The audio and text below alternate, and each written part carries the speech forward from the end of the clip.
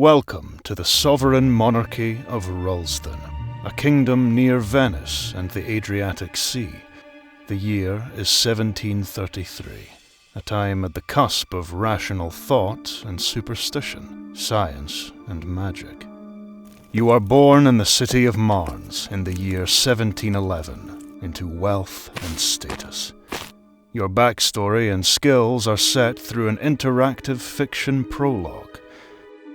Some of the terrifying past of Rolston is revealed. How, summoned by an ancient ritual, the dead walked upon the earth in a great war against the Venetians. The 18th century is dark and dangerous. Von Estrick, you are here today before judge, jury, and God to answer charges put forth to you. Courtly intrigue collides with black magic, even as chemistry emerges from alchemy. All in the name of science, my dear. All in the name of science. The Necromancer's Tale is a narrative-driven game, which follows the descent of an initially upstanding minor noble, as they tap into forbidden forces in a quest for power and revenge. What starts out as a simple investigation into your father's suspicious death spirals into a web of secrecy, black magic, killing the innocent, and raising them again to do your bidding. In the Necromancer's Tale, the player character has 9 skills in 3 groups: physical, mental, and social. This categorization is mirrored in other aspects of the game, including the career path of the player character.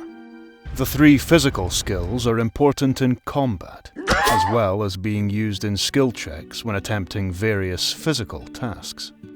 The 3 mental skills are used in skill checks in order to provide clue-gathering or puzzle-solving options to the player. The 3 social skills are used in skill checks related to understanding, convincing, coercing, blackmailing, or seducing NPCs.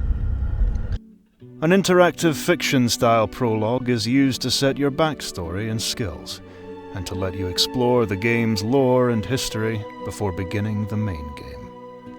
The initial skills, portrait, and backstory of the player character are defined in the prologue. One of the key choices here is the player character's career: military, academic, or diplomat. Broadly speaking, the military career aligns with the physical skills, the academic career aligns with the mental skills, and the diplomat career aligns with the social skills. Whoa there. The main game starts with the player arriving back to their home city and deciding that they need to stay for a while and take on a short-term job, their father having just died and leaving the family finances in turmoil. If Sir wishes to go inside, I shall follow along with the luggage. There are 3 job options available, broadly aligning with the physical, mental, and social skill categories. Trust and tension mean that player decisions matter, even in conversation, and leaving dead bodies lying about is unwise.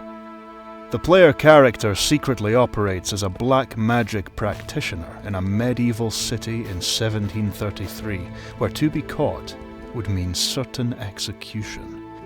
Choices matter. Trust represents the attitude of the non-player character townsfolk to the player. Through the use of trust groups, behind-the-scenes gossip is simulated.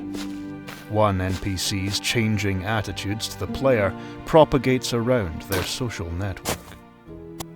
Tension represents the overall atmosphere of fear in the city. Actions taken by the player which they were not actually witnessed doing will raise tension, but not directly affect trust. So the player should be careful not to leave dead bodies lying around or kill too many NPCs, even though they may get away with it at the time. In the Necromancer's Tale, a major focus for the player is building up their army of the dead, to protect them when exploring the wilderness, caves and crypts, and eventually to march against their enemies. Combat is turn-based. It involves a potent mix of undead minions and 18th century conventional weapons, as well as various battle magic incantations. The Mana skill adds arcane ability to the physical, social, and mental emphasis of the other skills. Mana is built up in various ways as you progress through the game, either directly or through the wielding of magical artifacts. Battle magic spells are used during combat. Each spell costs mana, action points, and sometimes drains your energy. Many of these spells are discovered via exploration and side quests, while some are acquired as part of the core story. The Royal Ball occurs mid-game, at which point the player has solved the murder mystery focus of the first half while building their fledgling necromantic powers. Here the player navigates the complex social circles of 1730s nobility, while having ghosts and demons whispering lies in their ears. The player is trying to gain evidence to unmask their father's killer, and narrative choices offer the risk of exposing the player's rising insanity and having them ejected from the ball, or arrested. In line with the depth of the game world and its role-playing, the Necromancer's tale includes wearable clothes with cloth physics, procedural animation and inverse kinematics, and partial voice acting from 25 actors. The environment includes the city and its environs, including forests, cemeteries, and canyons, building interiors, and underground and arcane areas such as caves, crypts, catacombs, and realms of the dead.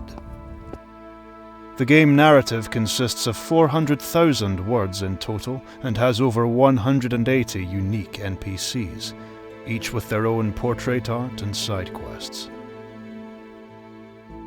The Necromancer's Tale is available on Steam now.